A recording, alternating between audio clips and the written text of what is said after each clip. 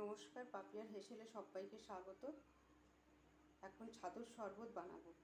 তো ছাতুর শরবত বানাতে আমি এখানে একটা সত্যেন্দ্র ছাতু নিয়ে নিয়েছি। তো দেখুন আমি ছাতুর শরবতটা কিভাবে বানাচ্ছি।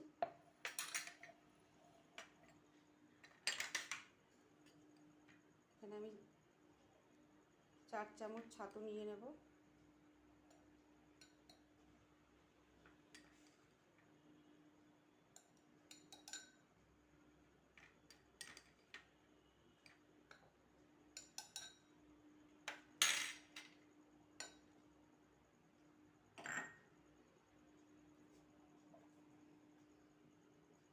জল দিয়ে দেব।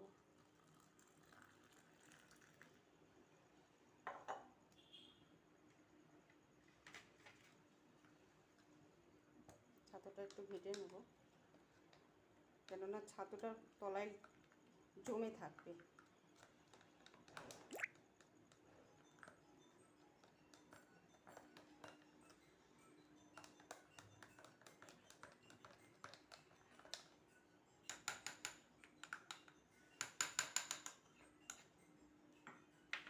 এর মধ্যে দিও পেঁয়াজ কুচানো,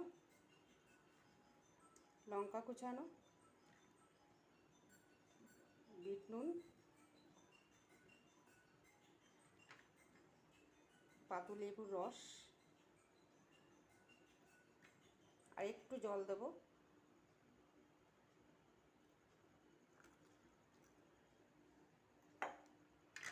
ব্যাস, আমাদের ছাতুর শরবত তৈরি। নেই, সিম্পল।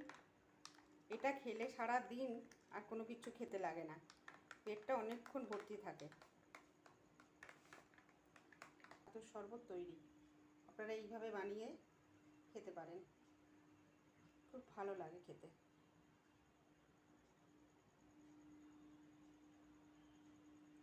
এখন আমি একটু খেয়ে দেখব।